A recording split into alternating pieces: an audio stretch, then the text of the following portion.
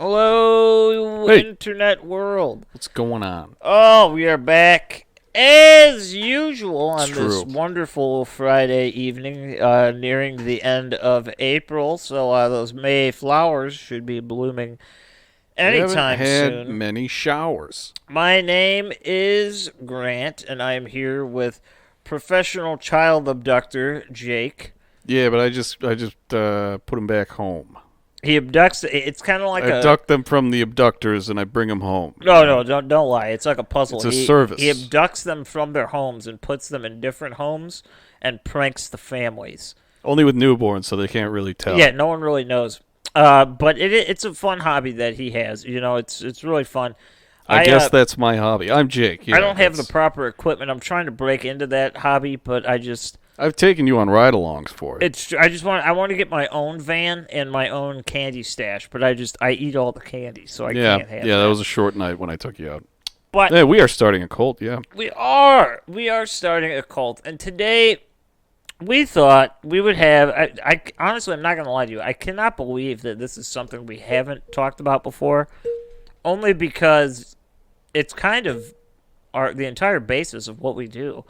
Yeah, pretty much.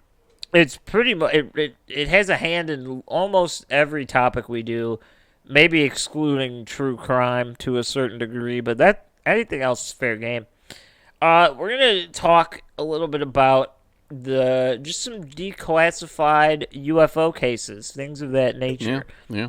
And before we begin, I want to make this known, okay? Just because something is a UFO does not necessarily mean it is alien or from another world. I tend to really enjoy the thought that maybe it is. Yeah, I mean that's the whole mythos around it. That's what kind of keeps it so fun and exciting and fresh.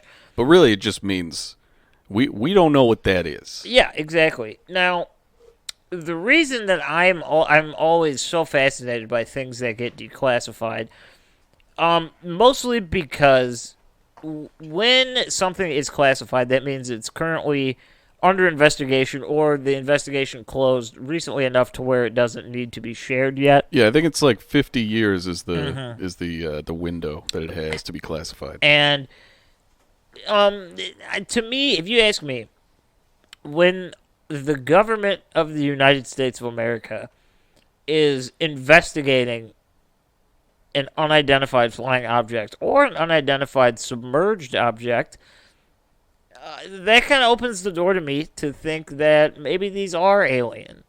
Because why would they be investigating something that if they know what it is, you know? Yeah. Now, that necessarily doesn't exclude some Ted Kaczynski types out there that, you know, might be able to make their own flying devices. But I would be very impressed if someone could make a large aircraft without anyone knowing that they're making it. Was Ted Kaczynski like making flying machines? No, I but thought he was just smart and he Yeah. did bombs, you know? He was just smart. He was sending bombs through the mail. Like, he was kind of on his own. He was doing his own thing. Yeah, Like, he was there's got to be... Yeah. I know there's people out there right now that, like, no one really knows where they're at. They kind of just live somewhere in the middle of nowhere. Yeah. And Dude, that's what Ted Kaczynski was doing. He's just out in the woods in a little shack, drinking warm, stale milk, that's what I'm making saying. bombs, sending them to his foes. There could, you know, being the devil's advocate, there could be a Ted Kaczynski type out there that maybe makes some type of drone or flying device. I'm sure there are like 3 at any given time. But You know? it's hard to say that all of these can be explained so easily because there are thousands of them. There are thousands of declassified documents only about UFOs. I mean, there's declassified documents about everything and anything you could possibly want. It's quite the pool to sift through. But, yeah, and as of January of 2021, when the COVID stimulus bill was brought in, 2,700 documents were made declassified about different UFO sightings and reports. Thanks to Marco Rubio for some reason. So that is roughly 3,000 cases were dropped in a matter of days, were just open to the public. Now, I mean, you know, you might be asking, where do I find this? You got to kind of sift through the internet. Because if you tend to just look up on declassified UFOs, you're just going to find news articles, videos, things like that. Yeah, I was running into a lot of that this week. But there are websites specifically. I will link one that I like to use below in the show notes, and it houses hundreds and possibly even thousands of documents that are now declassified, and they just put them up as PDFs on the website. So you can see the actual document. Now, don't get too excited because most of these are redacted. So, you're not going to... It's just, pieces of paper with, like, some dude's signature at the bottom. Yeah. And nothing else. You might not get a ton of information, but the fact that they exist and are accessible, it's a good time to be alive. I mean, where else are you going to find cool. these? Yeah. But, yeah, I mean, it would be hard to talk about every case. I think it would take us decades to dissect every individual case. So we don't have that kind of time. Today we're kind of just having a good time. We're going to talk about some cases that have been brought to the light because of declassification, or maybe things that we were aware of that we got more information on because of it. And it's just, so sit back, enjoy, and understand that every story that you will hear on this episode, or everything we discuss, it will have a document attached to it that you can find if you want to see it. So it's a fun little ride out there. It's a weird world, and a lot of things are secret. Yeah. You want to kick it off?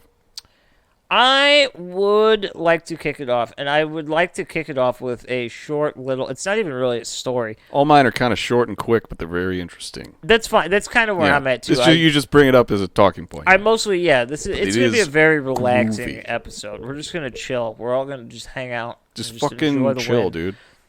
I think I would be remiss if we did not talk about Dr. J Allen Heineck, okay? For those of you that are unaware... Dr. J Allen Heineck was somebody who was extremely skeptical of the entire UFO world, okay? He was a bit of a downer. He was a scientific mind, okay? There's no possible way that this could happen. There's no way that these are alien. There has to be some type of explanation.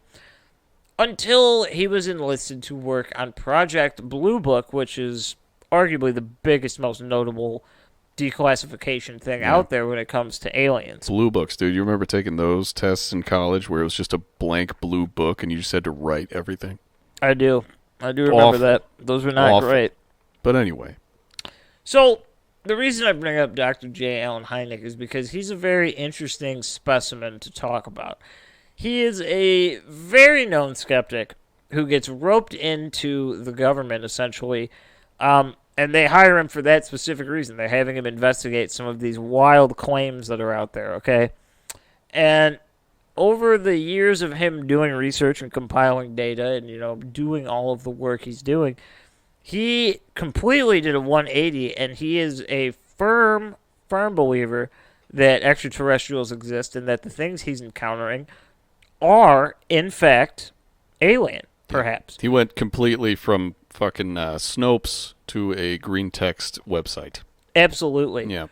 And, I mean, he investigated a lot of different stories. One of my personal favorites I'll talk about later because I know Mitch is here as well. I didn't say that earlier. He was peeing. But I know it's one of Mitch's favorite stories, and we'll talk about that one a little bit later. But Dr. J. Allen Heineck, just a badass dude. He's kind of all the proof you really need in the UFO world, because the guy is a very accredited man. He's he's not just some Joe Schmo that pops in, right? He's the real deal, and he was completely converted to the belief that aliens exist, and he might have even investigated some cases where aliens were there, and I don't know. It's very intriguing. Now, Project Blue Book, okay, that was declassified. I don't know the exact year, but I was in high school.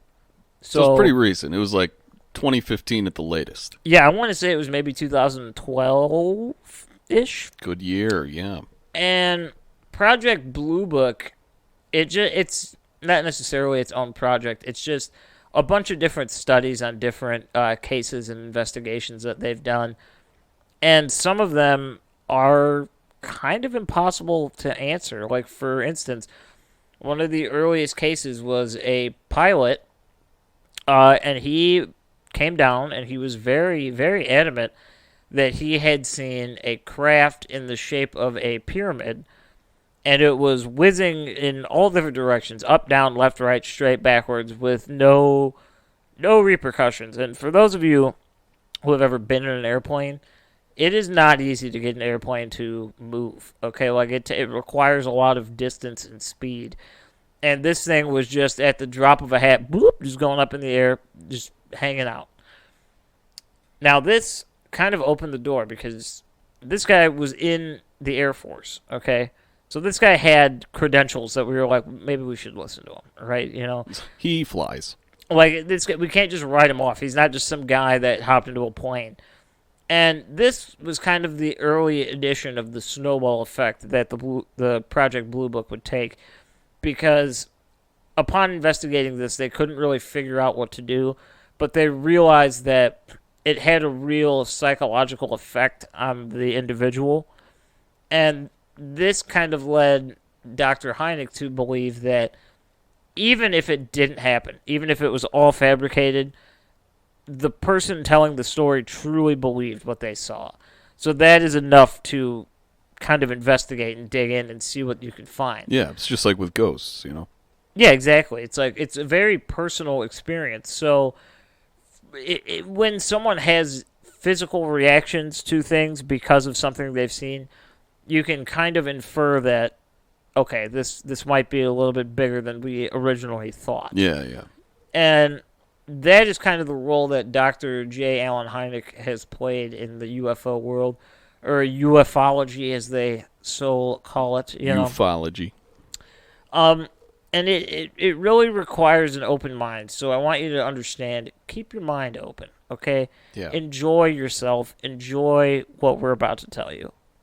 So, Jake, why don't you hit us? Hit us with a nice little Dude, we're talking about some pyramid things just whizzing around in the air. There was something that was just declassified in April 6th of this year. Yes, I actually saw that. It was fucking little pyramid boys. Yeah.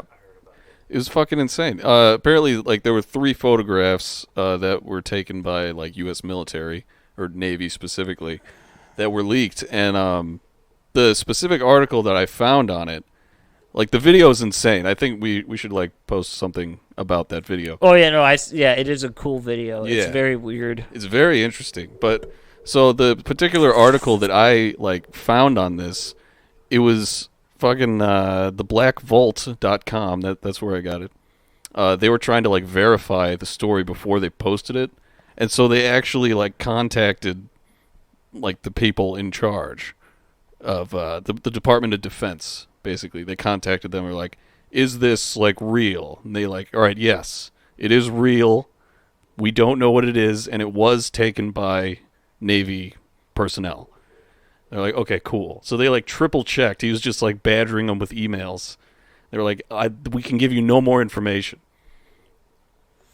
And, ooh, that's when my ears kind of perk up. When they're like, we can't tell you anymore. It's like, why? Basically, yeah.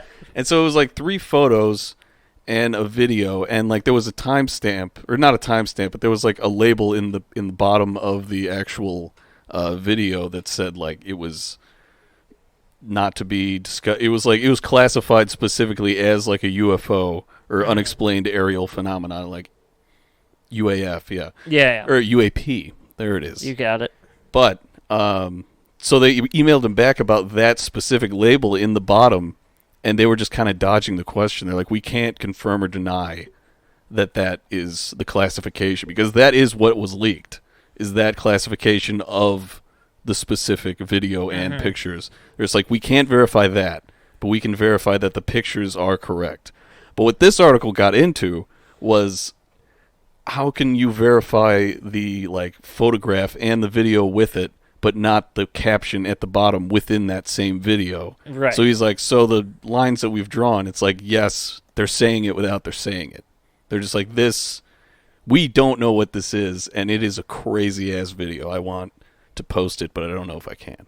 No, it is a wild video, and even further, there's some of the people that saw it, there are, in the official reports, there's claims that the craft went in the water, underneath the water, and then above the water, all in one swift motion.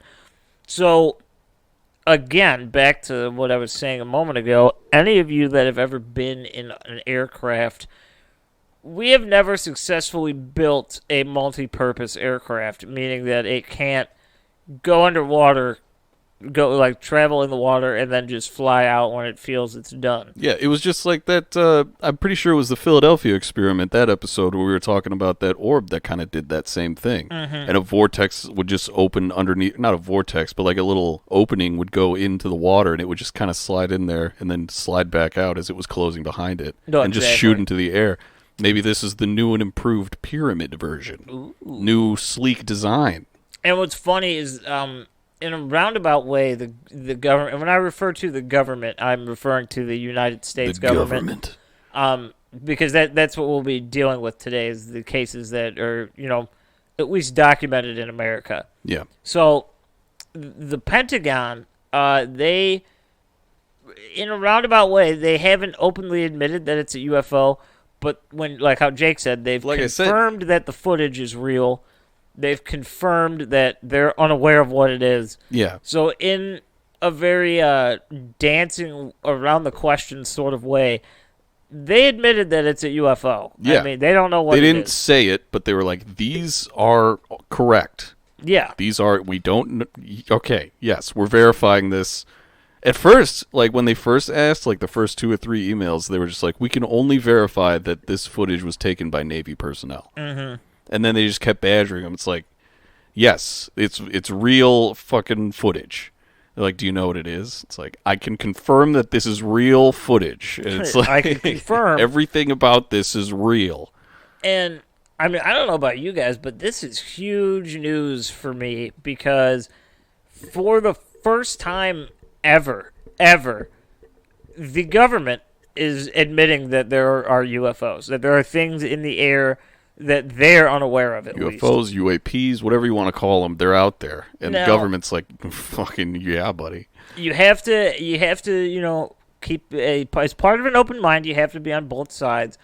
So there is the question raised of, could this be some type of aircraft, possibly from another country? The biggest that come to question would be like China or Russia. Is this some type of secret military craft that perhaps they're working on?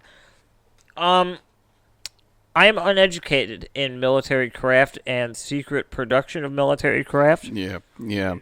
But it hasn't been declassified yet. I can tell you this. That it's not possible to do some of the things that are claimed about this particular instance. I don't know if it's not possible. It's not possible based on what we as a country have at our disposal, so we think. I mean, you know what I mean? But if you want to get technical, it would break the laws of physics that we abide by. Maybe Russia and China are because flipping physics of the bird. We really wouldn't know. I mean, maybe I'm wrong. Maybe it's just because I'm not well versed in the world of physics. But as far as I understand, you cannot travel at a speed above a certain mile per hour, okay? Like, you can't go too fast and just dip into the water with no change. Like, no change in velocity. You're going fast enough, water acts like concrete. Right. You're just, you're decimated. And for this craft to experience no change in speed or direction, or to have no, at least, visible damage to it, is completely against what we understand scientifically. Yeah. Speaking outside of the context of this specific video with the whole water plunging down and all this shit, all these unidentified things that are coming up in the news, there is a real life theory online that it's just the government is saying that they're unidentified to cover up the fact that the U.S. has just been invaded in a sense by foreign drones. Not invaded, but they're keeping tabs. You know what I mean? It could be. I mean, that's a theory I ran across. It's not necessarily out of the question. I mean, I'd say we live in the age of surveillance. It's very layered. It's it's such a conspiracy that it's throwing out every conspiracy that you might think it is. Kind of, It's yeah. like, this is the most realistic. Maybe this is real. And I think, at least for me personally, aliens, and when I say UFO and I'm discussing aliens or extraterrestrials for that matter, I think that is the most simple answer because it's unexplained. So how would we not attribute something unexplained to something larger that is unexplained? Or something that we're unaware of, you know? It's the religious way of thinking. It's very simple as humans, and let's face it, we like to act like we're so smart. We're really not as smart as we give ourselves credit. We really are not. When it comes to being a species, we tend to do things in ways that aren't that simple because they just make money, and that's what we're all about. Yeah, you got to have middlemen or else the economy collapses. So the fact that we are a species that likes the simple answers, but we typically don't accept them when they're given, it kind of sways me personally towards the aliens. However, you have to understand that there's a lot of places out there that are kind of in the same technology that we are, if not more. I mean, just because the United States has this label of like, oh, we're number one when it comes to the military, you don't fuck with us, it doesn't mean that there's not other countries that are capable of doing this, you know? Yeah. And I think it's a valid, I'd call it a conspiracy, but I think it's valid to say that these could potentially be some type of surveillance items from other countries. Yeah. Or hell, even our own. Maybe it's easier to deny than tell maybe the they're truth. just lying. They're just, maybe they're just watching us. It's our never own stopped government. them They're like, before. I don't know what that is. They blame Lee Harvey Oswald for the death of JFK. When he was just a fucking hungover newbie CIA agent. When we can Or Secret Service. I mean, yeah, there's a lot of evidence on both sides of it. I think it's pretty clear to say that the average person in this country, and probably even around the globe, at least, that are interested in this, they're very aware that Lee Harvey Oswald, even if he is the person that got the final shot, it was almost impossible that he acted alone. And there's almost no way that could have been done.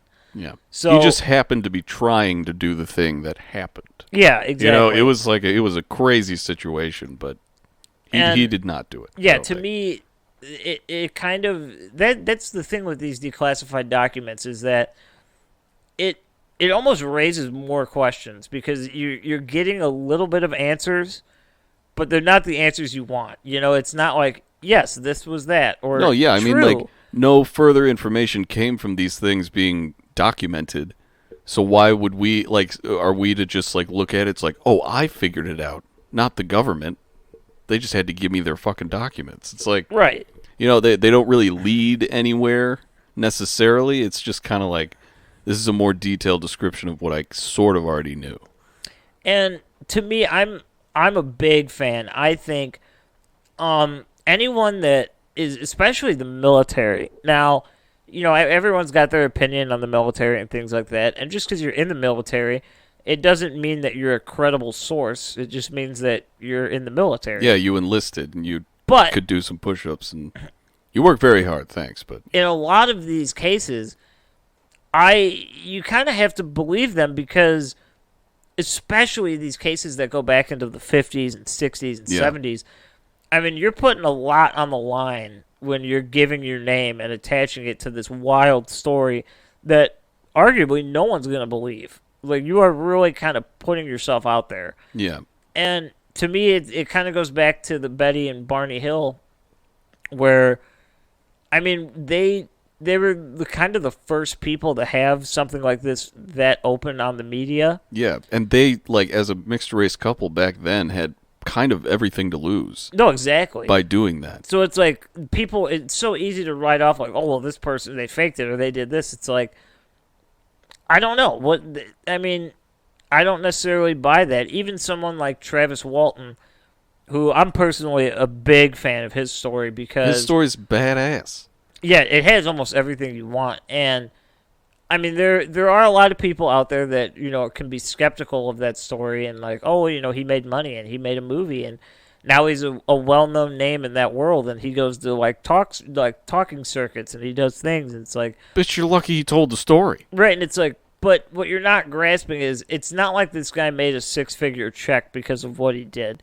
even if he made money, it wasn't free. Like Yeah. it was work. Like he wrote a book. And he had to go through the insane trauma of being kidnapped for 5 days. Right, so it's And like I'm sure he would have made far more money as the lumberjack that he was before this all happened. exactly. And You my know? thing is, you have to show compassion because to me, it's the same. I mean, you could translate these UFO and alien stories to things in real life, and when you just openly don't believe somebody because you think they might be a shady character, it's not fair to yourself because then in the instance that something like this happens to you or God forbid you get abducted by an alien, who's going to believe you? Like no one's going to believe you. Yeah. So I think it's instead of writing them off as like, oh, they made that up or it's crazy, at least let them talk. It's like take a sec, maybe kind of look back at it. Just like what if that was you, just having gone through what they're saying they went through, and they're just sitting on the other end like, no, this guy's insane. I know. It's like, no, you're insane. I'm really glad you brought that story up because I watched a couple videos today of the footage and stuff. Yeah. And I mean, that made the circuit, dude. Like that was all on. It was on the news. It's on a bunch of different media outlets. It's crazy, dude. They were talking about it on Australia, like Australian news channels, American news channels, Russian news channels. Like it was international. It was global. Hell yeah, dude. And that is, to me, that's huge. I think it's funny that the Navy, they typically report more UFOs than anybody. They're on the forefront of it all. But what's funny is like you think, I mean, I guess maybe that's just, again, finding the simplest solution. You think it would be like the Air Force, They're second in line to most reports, I'd say. Oh, definitely. And they're always working together. I mean, they were one branch until they split up. Well, yeah, I guess that's true. Like aircraft carriers, they're button heads, but But see, now this opens the door to further conversation, okay? Because to me, UFOs, there seems to be one common denominator in a lot of different UFO stories, right? And in a heavy majority of these, at least those that are well documented and seen, they happen by water. And this kind of plays into why the Navy is so aware and capable of seeing these things. yeah.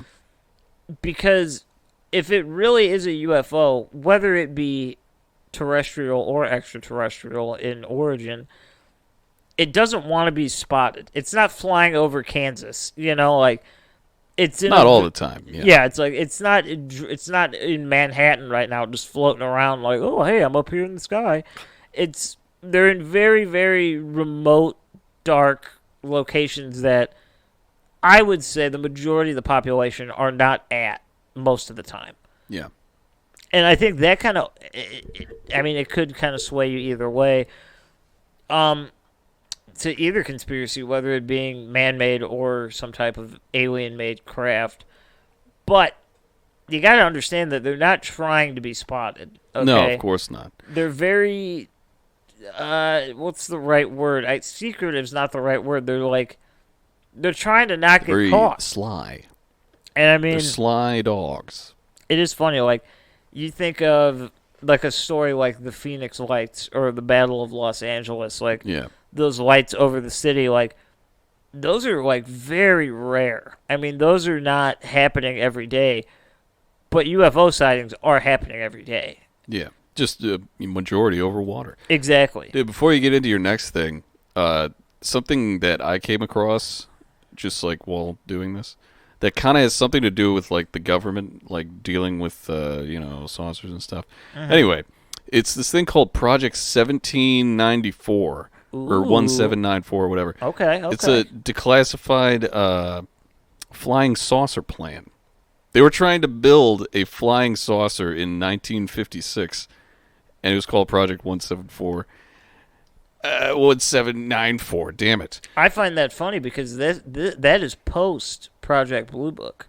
Isn't that crazy? So they're already investigating into some of these cases, and now they're trying to build their own. Yeah, dude, they were trying to design something to be supersonic, something to achieve Mach 3-4 speeds.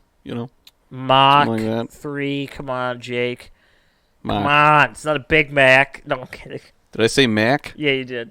Fuck. It's okay. I sound like such an idiot. I really appreciated it. It's okay. Mach. We fuck up words all the Mach time. 3, 4. We're not like professional pronunciators, you know? I should be. That'd be a cool Anyway, job. yeah, they were trying to go like Mach 3, 4, capable of like vertical flight in extremely high altitudes. It didn't fucking work. That makes sense. They got like 18 inches off the ground, and that was it. But there's footage of it. It's cool, and it looks insane. I'll post a picture of this one too. But yeah, Project 1794. Ooh, The government was developing fucking flying saucers. I like that. Yeah, that looks like the old school, like the day the Earth stood still type of craft.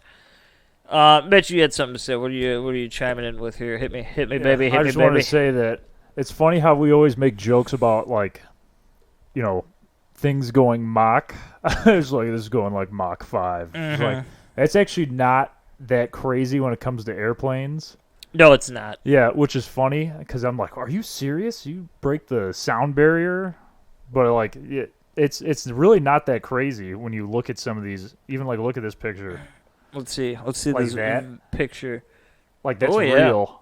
No, I believe it. I mean, you think your average like passenger airplane can travel upwards of 450 miles an hour? It's pretty fast. Like that's pretty fucking fast. And if you got like a fighter jet, I'm sure there's ways you could double that. And the sound barrier is not that hard to break. Okay, I mean, I'm not saying you or I could go do it right now, but it can be done. Well, not without some machine of some sort. The picture I just showed you, this plane goes Mach 20.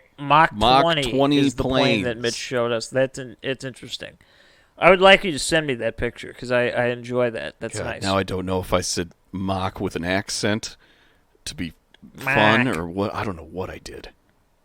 So I'm so happy that this came up because this is really the one that I've been waiting to talk about for years. I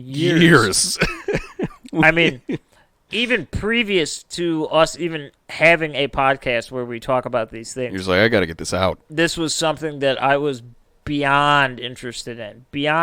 And we've brought it up a couple times. We've talked about it before. But that would be the Flatwoods Monster. Oh, okay. yeah.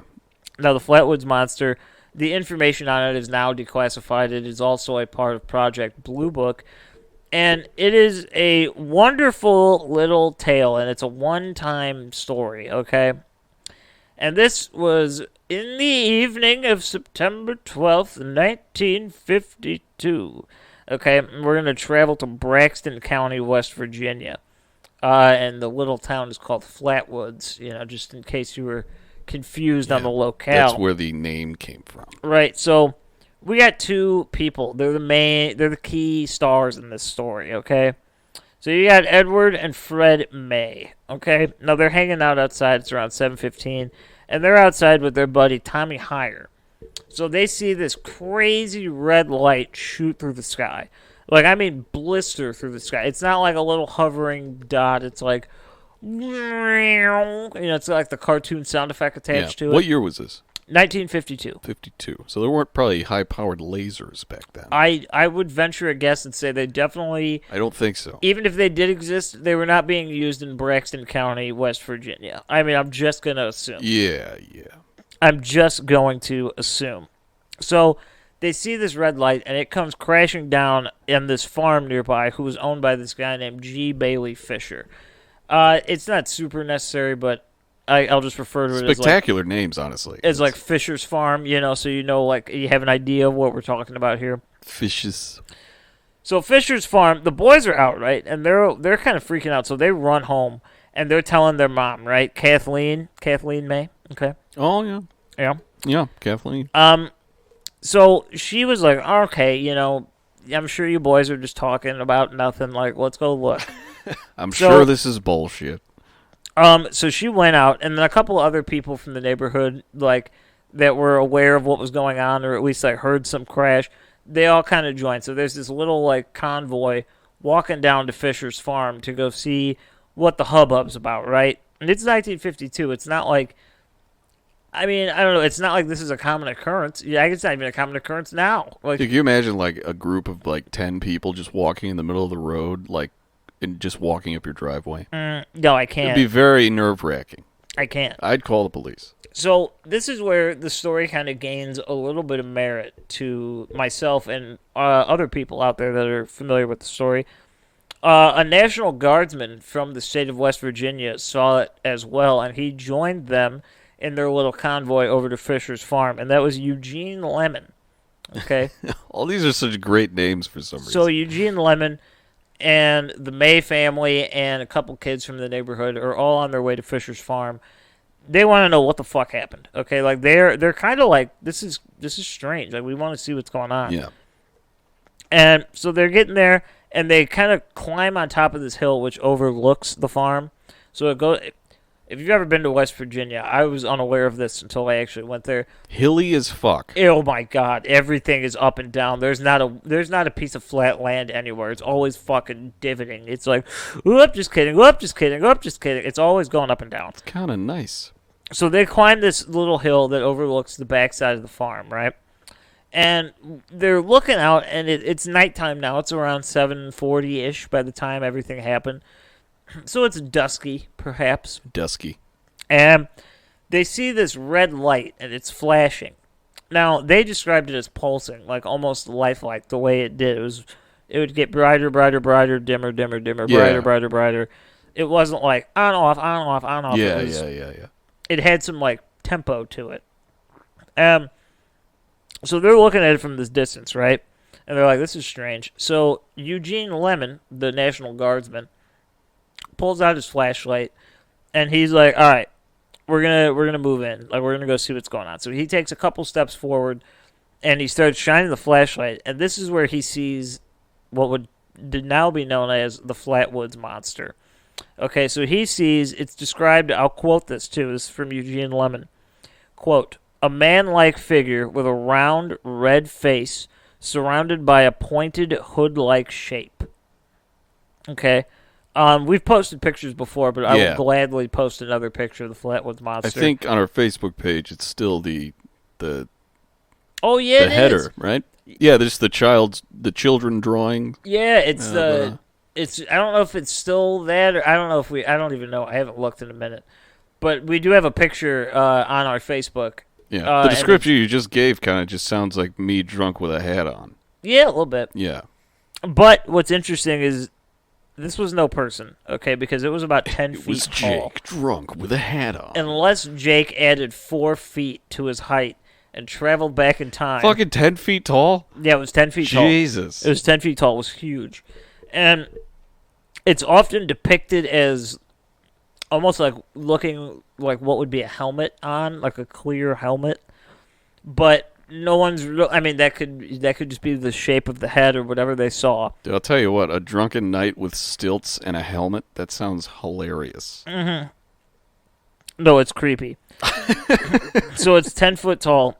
And they said that its eyes were regular, like kind of human eye shape, but slanted.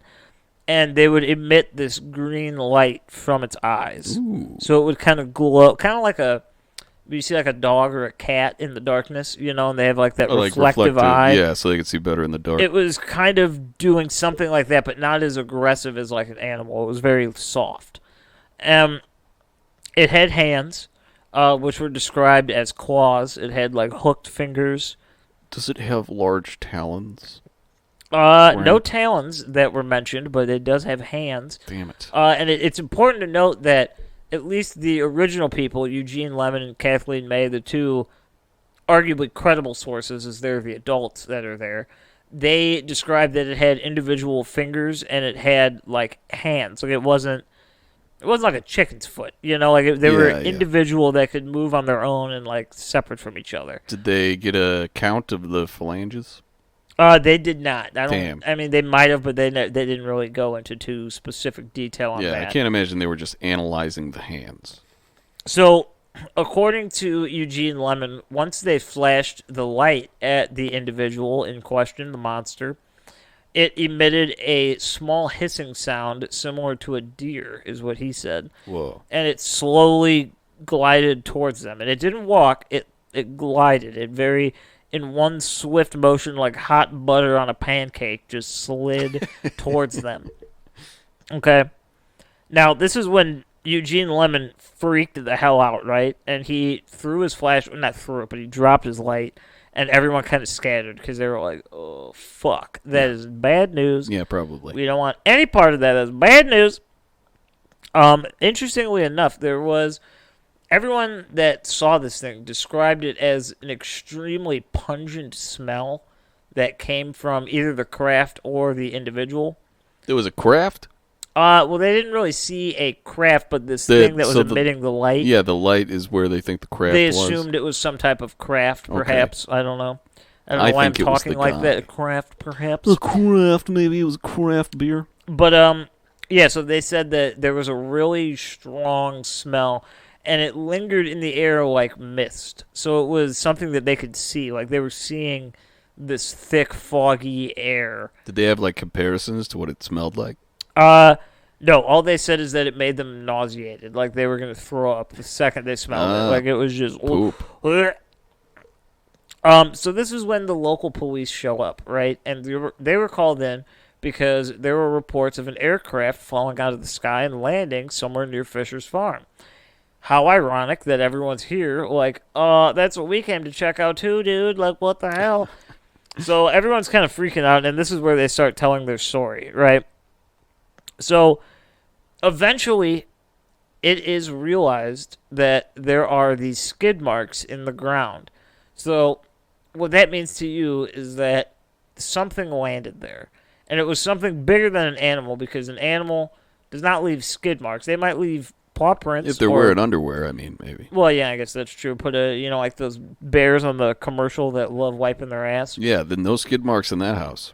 But there were skids in the ground and deep, deep imprints into the soil that would definitely point towards something was there. Something physically large was there. And it wasn't an animal, because, I mean, even a bear, which is a big fucking animal, does not leave deep imprints in the ground when it moves. It would have to work at that. So this made it all over the country at the time. This was a huge story, okay? This was actually rated the number 11th story of the year, like biggest news story of the year. Really? Now, interestingly enough, something they don't talk about a lot is the military came in to investigate this. And when I say that, I mean... Yeah, you said there was a National Guard Oh, guy, I mean, right? like, the government came in, like, with military trucks. They came in hot. And came in, like, for Randy Weaver with a bunch of, like, tanks and shit. Mm-hmm. Nice. And for those of you that are familiar with the Kecksburg incident, which is something I would like to cover very soon, when the military shows up, when the government's there, it gets real, okay? Because, like, everything's roped off. The local police department, they have no say in what happens. No one's allowed to see it. No one truly knows what type of investigation is going on there, okay? Yeah. So they come in, and they run their piece. They do their story, blah, blah, blah. They give it no explanation. They're like, who knows? Who knows what it could be? Now, in the year 2000, we're going to fast forward, okay? This is when the story kind of comes back to light, because I think it was on the road to becoming declassified, so the story was kind of making the rounds again. People were remembering it. Internet's around at that point. Everyone's like, guys, we're going to figure it out. It has been officially claimed that this was nothing more than a barn owl. That is the official accounting. A barn owl. That's what's in the document? Yeah. I thought that was like a speculative thing. Oh, no. Really? But see, you're missing out here, okay? All right, I haven't let you finish. Because it never was that until the year 2000. So in the official declassified document, there is no mention of an owl. The only time it's mentioned is in the notes of it, where there's speculation that maybe they saw, like, a big owl. But there is never, like, anything substantial that they could, like, hang on to. And then by the year 2000, they pretty much just heard this, and they were like, yeah, that's what it is. That's what it is. That's what we're calling it. It's an owl. It's nothing. In Interestingly enough, on the night of September 12th in 1952, there was a meteor that was above West Virginia, so that in a way could possibly explain the source of light that they saw, okay?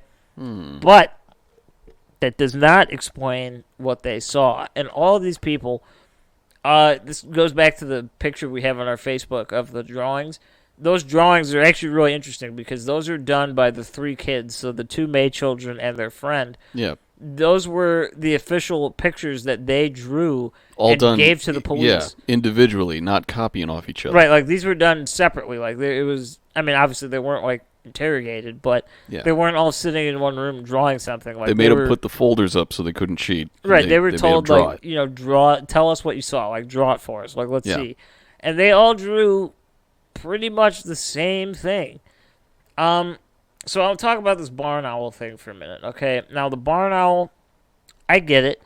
In a way, in a weird way, if you get it at the right angle and the right light, and maybe you're at the right level of anxious or drunk or stoned, it could look like some type of monster. It has a weird-shaped head, diamond-like eyes that kind of slant inward, and I've never seen a barn owl, but I'm assuming they can make some funky noises if they want to. Oh, I'm sure. So, okay, we have that, for instance, but this does not answer a couple of questions here. And the one question being, a National Guardsman would not freak out at the sight of an owl. Okay, he wouldn't. Chances are that...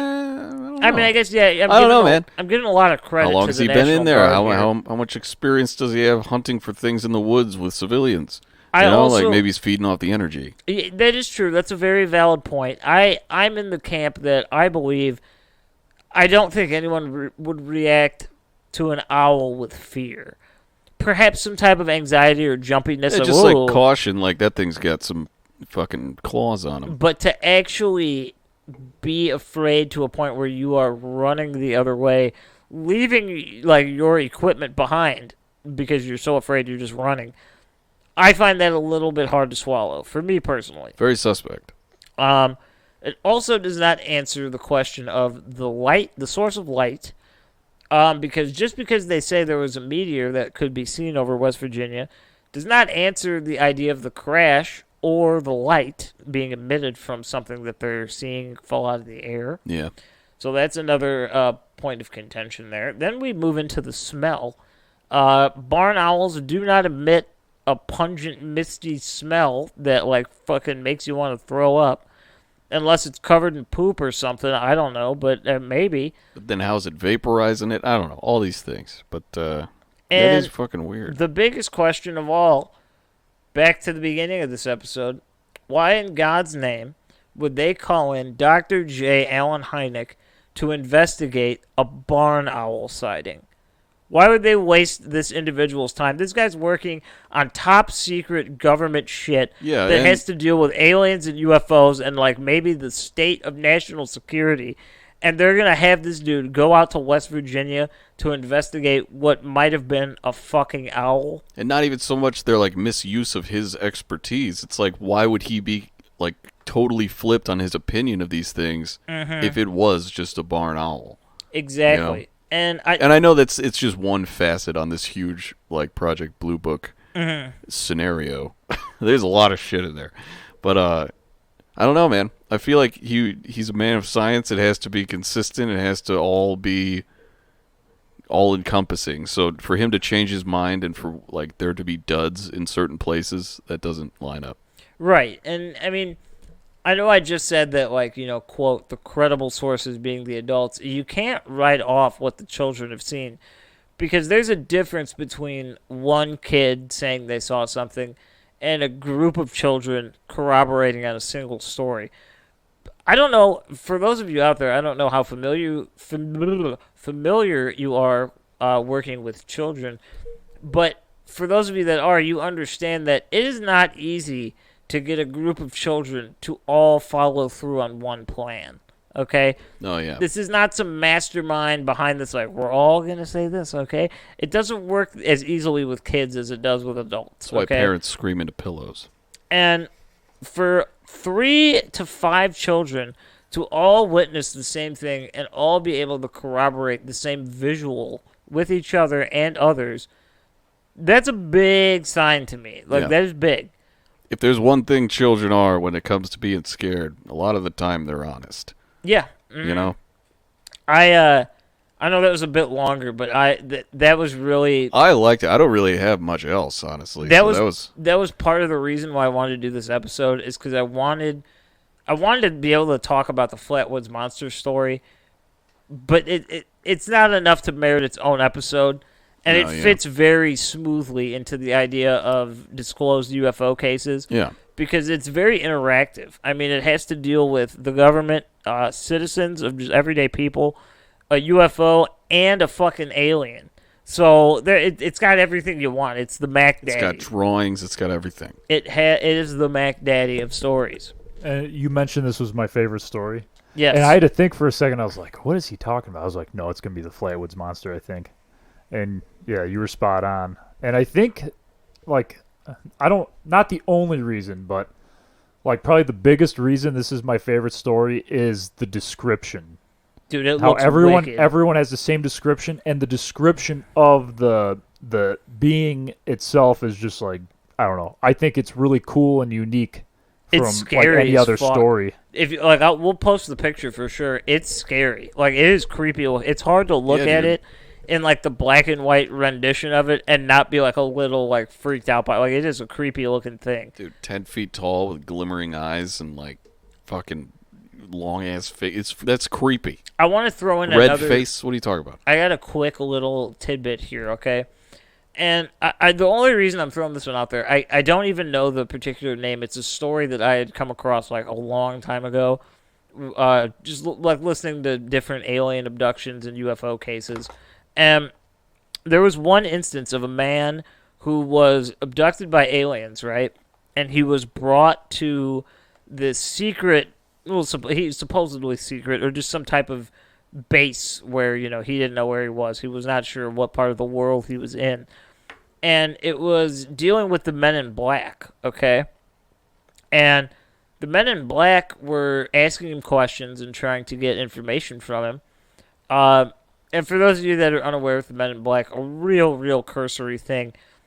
A lot of people that see UFOs or aliens or sometimes even Bigfoot and cryptids, they're sometimes visited by what are called the Men in Black or MIBs. MIBs. And these are very, very, very plain-looking white men, typically bald or wearing a wig, like a very obvious wig. Yeah, and like sometimes their features are like painted on, or they appear to be like their lips look like lipstick. Yeah, they're very And like strange all that shit. It's looking. super weird.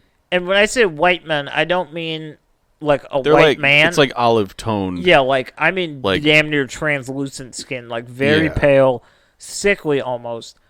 And they will kind of ask questions like, you know, what'd you see? Where'd you see it? Who'd you see it with? Blah, blah, blah, blah, blah. And they're very mysterious. They're all okay? also sort of like robotic to the point where people also think that they might not be human. Mm-hmm. There is like footage of some supposed Men in Black walking into places and like their knees like go the wrong way at certain points, and like there's all this weird shit surrounding it. That would be a cool episode in the future at some point. No, definitely. Just the MIBs. But the reason I bring this up is because there's a story of someone who was with the MIBs, okay? And he is telling them certain things that he'd seen, answering their questions, and they're in no way like rude or offensive or violent. They don't have enough emotions to be rude. No, they're very just, you know, straight to the facts, like, you know, tell me this, tell me that, tell me this. And there comes a point in the conversation where he asks them questions, and they don't answer. And he gets to a point where he says, can I see your true form? Because this guy's kind of aware of, like, the situation he's in, you know? And they grant him his wish, okay? And lo and behold, they turn into the Flatwoods Monsters. Both of them. Both Men in Black turn into a 10-foot tall, Ace of Spades, like, head shape, green eye, claw-having monster. Just sitting on this guy's sofa in his family room. Well, no, he's in some type of weird, like, base Oh, okay. he was taken All right. to. All right.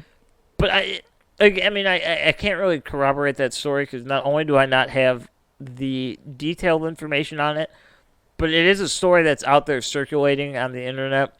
And I just find it interesting because it's really the only other time that the Flatwoods Monster visually ever comes up. Yeah. Ever again. Yeah. I mean, yeah, you might even be asking yourself, like, well, what happened to it? After they ran away, no one ever saw it again. Like, it was never spotted again. Nowadays, it's really just West Virginian folklore. So they got the Flatwoods Monster and Mothman. They're 2 for 2. And they're a hotbed. But yeah, I mean, no one ever saw it again. And it's very unique, I think, because it's not your typical alien story. I mean, the Flatwoods Monster does not fit into a nice little category. It just doesn't. No. It's kind of its own thing. And I mean, who knows exactly what it is? I mean, it's got a lot of the common tropes of like alien crash and like appearance, but the appearance of the thing itself, I've never heard anything like that. No, exactly. It's totally different than what I've ever heard. And I mean, there's thousands of stories out there of people seeing aliens or what they believe to be aliens, and none of them line up with what this thing looks like. I mean, this is completely unique.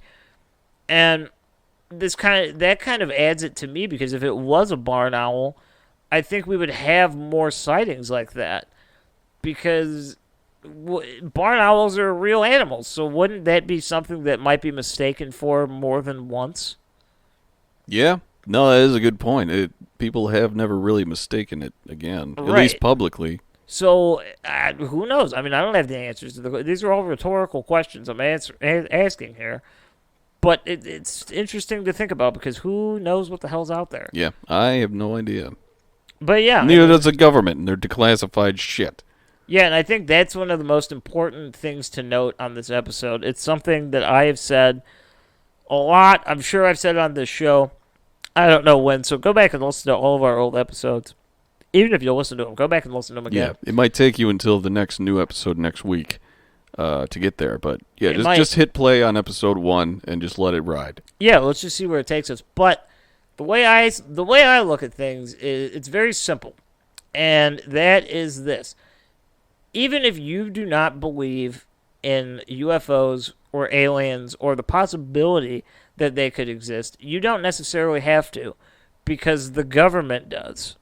The government takes these very seriously. Yeah. They investigate them. They classify all the information they get on it, never to be seen by the light of day again. And even when it is declassified, it's heavily redacted to the point where you don't get the information. And that's really the most valuable thing to come from declassification, is to see that they don't know either. Right. And like, it was shrouded in all this, like, oh, we can't speak on that. We're not allowed to talk about that. It's like, ooh, they might know something that they're not allowed to tell us. But no, it's just they're working on it. They still don't know, just like us. Yeah. And like, that confirmation is the biggest thing to come from this, like, COVID bill slipped in declassification little boy. Yeah, that is so weird. I don't know how it's that weird. happened. I'm okay with it though. I think it's cool. I dig it. Gave us this episode. Yeah, it did. I'm very glad Thanks. that we got to talk about this, because it's something that I think it's nice, because if we were to talk about, like, I'd love to do Kecksburg. That'll be coming up soon It's at on some the list. point. There's a lot of different alien stories, and I think this is kind of what's been missing, is this dialogue about what we're dealing with. Because it's easy to look at a story or someone's telling of what happened to them, and it's very easy to write it off. But what you don't see is that the powers that essentially run this country, the people that make the decisions and operate everything that we see and do in the United States and arguably around the world, they're just as curious as we are. Yeah. Like, they want the answers arguably more than us. Something's there. Yeah, something's out there. So when it's enough to get their attention, it's enough to at least open the door to the conversation that maybe there is some weird shit going on. It begins. So with all that being said... Yeah, we are starting a cult that was random. Jake Mitch was here. He was. He still was. is. He's still... I'm staring at him in his eyes. He's literally just sitting here. He's still kind hanging eyes, out. Yes. But... Yeah. We will be back next Friday with a great episode. An episode I'm really excited to dive into. Yeah. And will be. Dive. Oh, my God. You'll get that next week when you hear what the topic will. is. But it's going to be badass. We're going to record something on Tuesday for the Patreon. That we are. That's going to be so good. We're going to be able to tell you guys all of our thoughts on the new Mortal Kombat movie. It's true. We're about to watch it right now. Because, yeah, we're going to watch it. And after we get some beef sandwiches. Oh, that's true. All right. But, yeah, that's the most Midwestern thing we've ever done. We're going to get some beef sandwiches, come home, and watch a movie. Yeah, pretty much. In our house. That sums up the evening. Yeah. But anyway, follow us on all the shit, you know? Yeah, Twitter, definitely Instagram, check Facebook. this out. We got YouTube there. We're on Acast, you know that. We're on all the stuff you're listening. And Patreon, as always, is down below. There's a link there. Absolutely. Yeah. Please, patrons and people who want to become patrons, please shoot us an email. Let us know what size shirt you wear and how we can get it to you. Because these shirts are burning a hole in my pocket right now. They're all in my pocket, and they're burning a hole in it. Yeah. So you get, yeah. So hit us up. Let us know where we can get this. We want you to have it. We want you to be able to be a part of our community /cult /religion /Gomex-loving Americans. And, you know, people all around the world, not just Americans. We'll find the Gulan. But, yeah, so we will be back. We love you guys, and have a safe or an unsafe week, depending on how you want to live your life. You know, life is chaos. Just do whatever you want. Terrific. Yeah. Bananas.